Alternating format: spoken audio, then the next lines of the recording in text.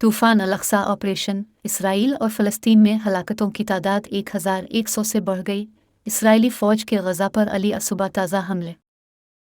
Israeli defence forces का कहना है कि अब भी इसराइल के अंदर हमास के अस्करियत पसंदों के साथ लड़ाई जारी है। इन इलाकों में बेरी भी शामिल है, जो एक ज़री इलाका है जहां हमास के जंगजू रातों रात घुस गए।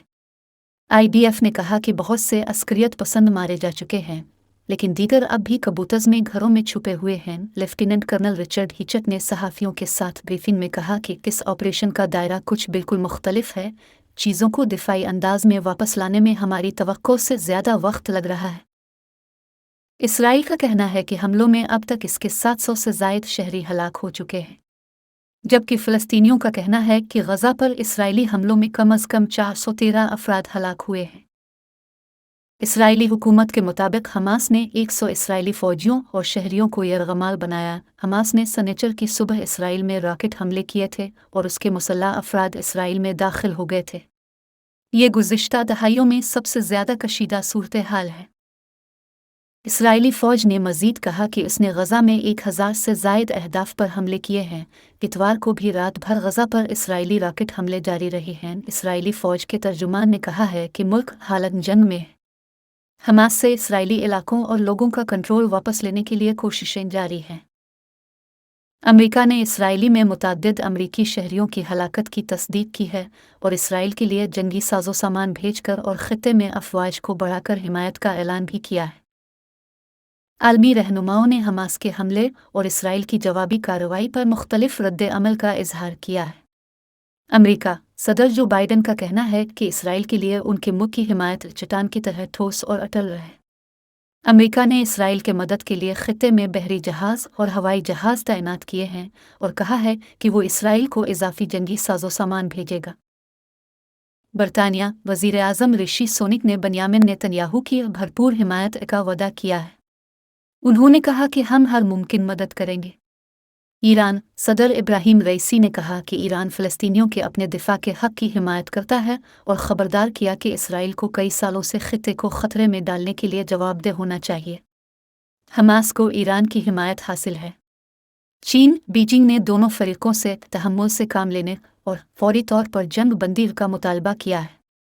सरकारी मीडिया ने 2 रियासती हल का इरादा किया है, जिसमें फ़लस्तीन की एक आज़ाद रियासत का क़याम भी शामिल है। रूस वज़ारत ख़ारजा ने फौरी जंग बंदी और जामे देरपा अमन के लिए मुज़ाकरात का मुतालबा किया। अक़वाम मुत्तहिदा ने इतवार की रात एक बयान में कहा कि 1,23,000 से ज़्यादा फ़लस्तीनी बेघर हो चुके हैं, जिनमें से 74,000 के करीब स्कूलों में पनाह लिए हुए हैं। इसराइल ने हमास के अचानक हमले के जवाब में गज़ा पर फ़िज़ाई हमले किए हैं। गज़ा की पट्टी तकरीबन 2.3 मिलियन अफराद का घर है। अक़वाम मुत्तहिदा ने इतवार की रात एक बयान में कहा कि 1,23,000 से ज़्यादा फ़लस्तीनी बेघर हो चुके हैं, जिनमें से 74,000 के करीब स्कूलों में पनाह लिए हुए हैं। बेतक बनियामिन नेतन्याहू समेत इसराइली वज़राए आज़म ने हमास की ताकत को तोड़ने की कोशिश के लिए गज़ा में एक बड़ी फ़ौज भेजने के इक़दाम की मुज़ाहमत की है। ये एक खौफनाक फ़ौजी चैलेंज है जो बहुत से फ़लस्तीनी शहरियों हलाकत का सबब भी बनेगा और शायद ये काम भी ना करे। इसके बजाय उन्होंने गज़ा का मुहासरा करके और इंटेलिजेंस और इसराइल की फ़ौज की ताकत पर भरोसा करके हमास पर काबू पाने की कोशिश की है, मगर ये पॉलिसी अब टूट फूट का शिकार है। बड़े पैमाने पर फ़ौजी ऑपरेशन यकीनी लगता है, यहाँ तक कि अगर उसने जंग को दीगर इलाकों में फैलाए बगैर अपने मकासद हासिल कर भी लिए तो ये कुछ बड़े चैलेंजों से निमट नहीं पाएगा। गज़ा पर हुकूमत कैसे होगी? इसराइल के इनख़ला के अगले दिन क्या होगा?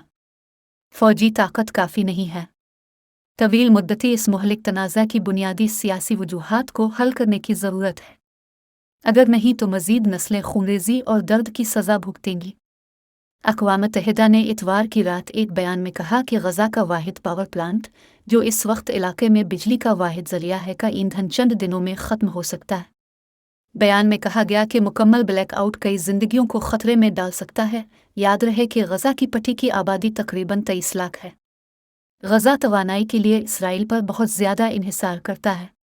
मकामी हुक्काम के मुताबिक ये इसराइल से यौमिया 120 मेगावाट बिजली ख़रीदता है, जबकि इसका वाहिद पावर प्लांट मज़ीद 60 मेगावाट फ़राहम करता है। اسرائیل نے وزیر اعظم کے دفتر کے حکم کے بعد اتوار کو غزہ کو بجلی کی سپلائی بند کر دی ہے۔ واقعات سے قبل بھی غزہ کے باسی بجلی کے بڑھتے ہوئے بحران سے دوچار رہے۔